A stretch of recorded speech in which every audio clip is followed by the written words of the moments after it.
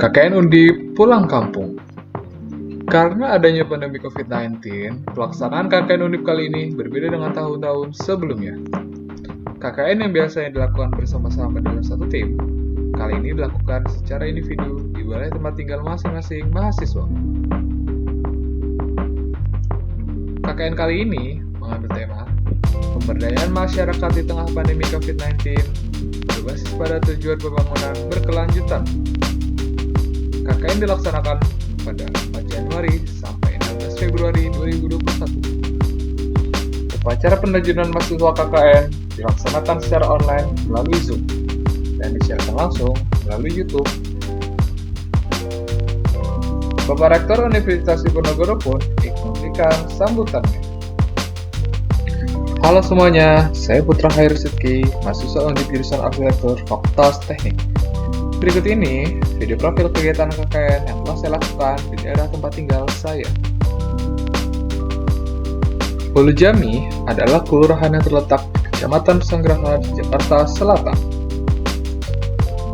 Secara geografis, Kelurahan Ulu Jami memiliki luas wilayah 1,7 km persegi dengan penduduk sekitar 45.000 jiwa. Kelurahan ini terdiri dari 88 RT dan 8 RW. Lokasi pelaksanaan KKN yang saya lakukan yaitu di RT 6 RW 2. Disinilah saya bertempat tinggal. Jadi seperti ini keadaannya. Tingkat perekonomian masyarakat yang bervariasi loh. Nama secara umum, warga yang masuk ke dalam kelas perekonomian menengah. Sebagian besar mata pencarian warga RT 6 RW 2 adalah wirausaha. Dari usaha toko kelontong, tempat makan, dan lain-lain. Nah, di sini ada SD yang cukup megah loh bangunannya, yaitu SDN Ulu Jami 06 Pagi.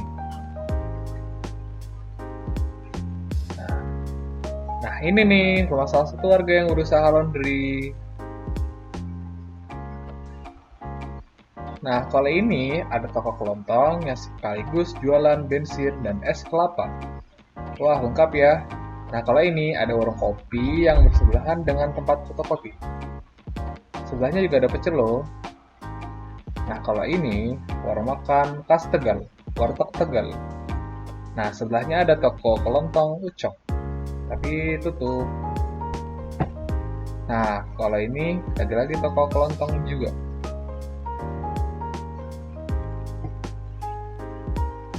Wah, ada warung sego pecel, tapi lagi tutup. Nah, kalau sebelahnya ada toko Ipul, toko kelontong, tapi juga lagi tutup. Nah, seberangnya lagi ada warung makan ayam Pak Gembus, yang sebelahan pas banget dengan bengkel motor. Perizinan kegiatan KKN telah dilakukan di tingkat kelurahan, yaitu Kelurahan Ulu Jami.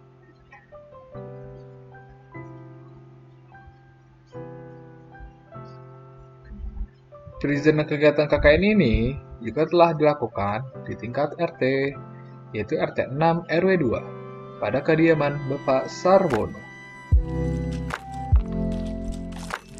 Nah, berdasarkan observasi wilayah, warga Kelurahan Ulu Jami sudah cukup peduli dan paham mengenai upaya-upaya pencegahan penyebaran pandemi COVID-19. Mereka pun sudah mematuhi protokol kesehatan yang berlaku loh. Banner-banner sosialisasi pun telah banyak loh dipasang dari tingkat kelurahan hingga pada tingkat RT. Salah satunya pada tingkat RT 6 RW 2.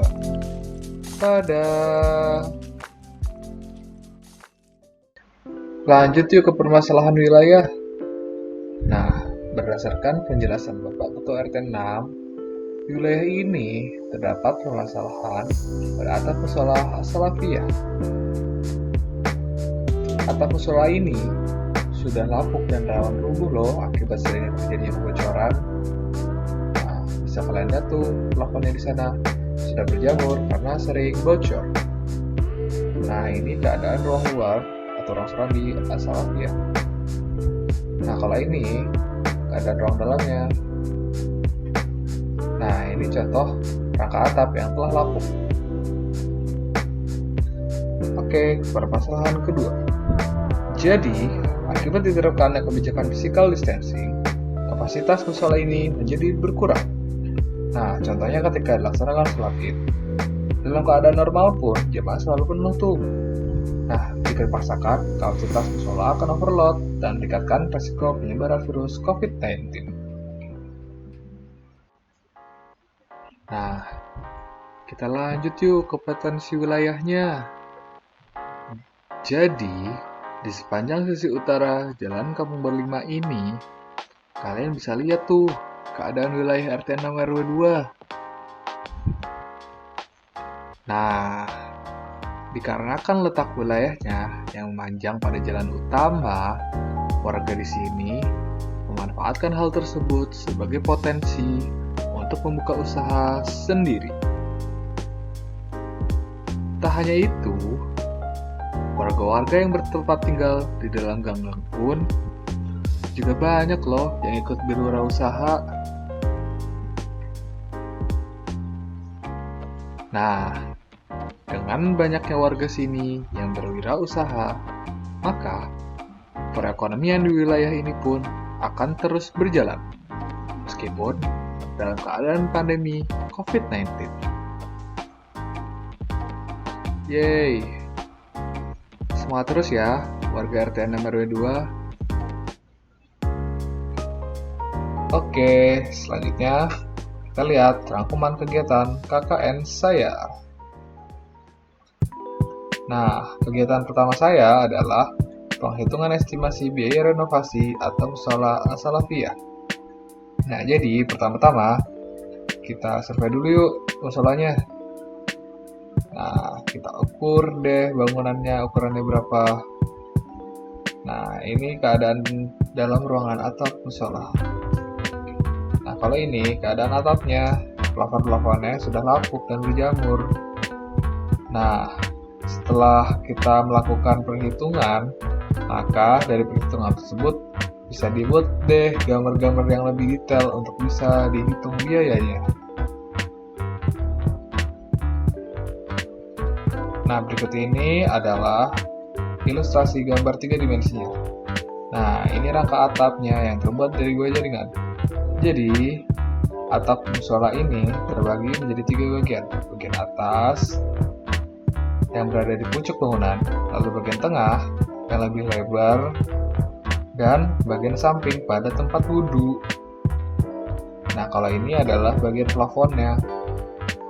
Ketika digabung, maka jadinya begini. Nah, kemudian ini dia buku estimasi perhitungannya. Di sini gambar-gambar lebih detail dan ada bahan-bahan yang perlu digunakan. Nah, jadi penyerahan buku telah dilakukan kepada pengurus musola. Nah, untuk kegiatan keduanya yaitu proposal desain rencana pengembangan musola as-salafiyah dengan konsep musola pasca pandemi. Jadi, sebagai upaya mewujudkan musola sehat tanggap pandemi, maka dari itu saya memberi usulan desain yang bisa dijadikan acuan untuk pengembangan selanjutnya. Nah, diskusi harus sering diadakan agar mencapai desain yang maksimal. Nah, berikut ini gambar animasi 3 dimensinya. Keren sekali bukan? Nah, jadi konsepnya adalah musola ini akan ditambahkan lantainya menjadi 2 lantai. Tujuannya tidak lain tidak bukan adalah agar musola ini tidak overload ketika nanti dilaksanakan sholat Idul Adha dan Idul Fitri. Nah, pencahayaan alami juga sebisa mungkin digunakan secara maksimal dan optimal. Tujuannya adalah agar jemaah yang berkegiatan di musola ini dapat sehat dengan mendapatkan cahaya alami sehingga kekebalan tubuhnya bisa meningkat. Nah, ini adalah pintu masuknya. Nah, dari sini, dari serambi ini bisa masuk ke dalam ruangan utama. Ruangan utama dibuat lebih tinggi agar pencahayaan alami bisa masuk secara leluasa. Nah, ini lantai keduanya. Lantai kedua ini khusus untuk wanita. Nah, kalau ini adalah dokumen buku proposalnya.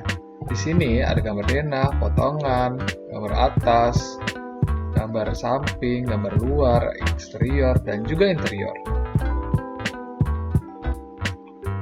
ini adalah penyerahan buku kepada Ketua Pengurus Musola As-Salafiyah. Mereka sangat senang loh atas hasil yang diberikan. Selfie dulu yuk. Nah, selain kedua kegiatan sebelumnya, saya juga melakukan kegiatan lain loh, berupa pemetaan wilayah RT 6 RW 2. Kegiatan ini saya lakukan dengan Bapak RT dan Ibu RT. Ini dia sketsa gambar tangan yang saya lakukan.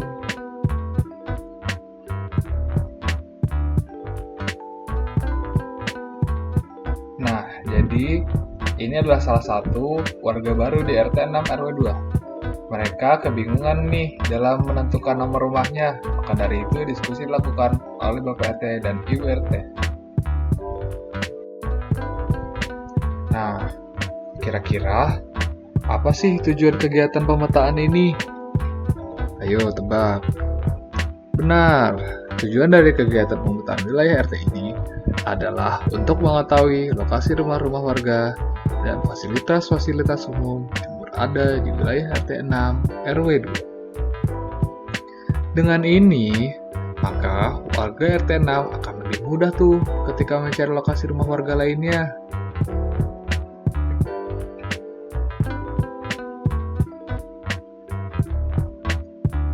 Nah, ini dia hasil petanya. Peta ini saya berikan kepada Ketua RT.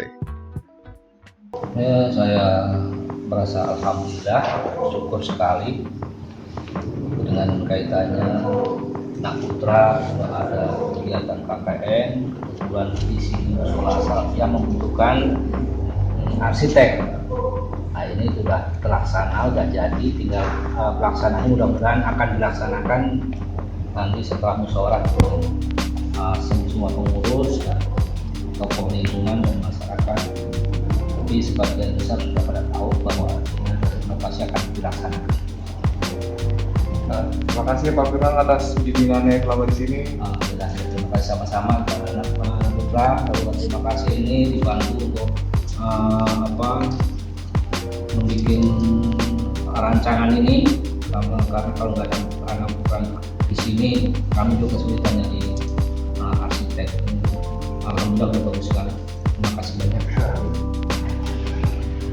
Tentunya saya mengucapkan terima kasih kepada Saudara Putra bahwa selama KKN di wilayah kita ini cukup membantu kita untuk membuat tentang dan untuk membuat proposal musola sampai kelar, dan alhamdulillah mudah-mudahan selanjutnya berjalan dengan lancar. Jadi untuk selama ini di sini berjalan dengan baik, KKN dengan baik, dan ke depannya kita bisa menjalin satu tali silaturahmi kembali. Terima kasih dong Pak RT telah jadi pembimbing selama di sini Pak. Oke, masih sama-sama. Wah, selesai juga nih kegiatan KKN saya di sini.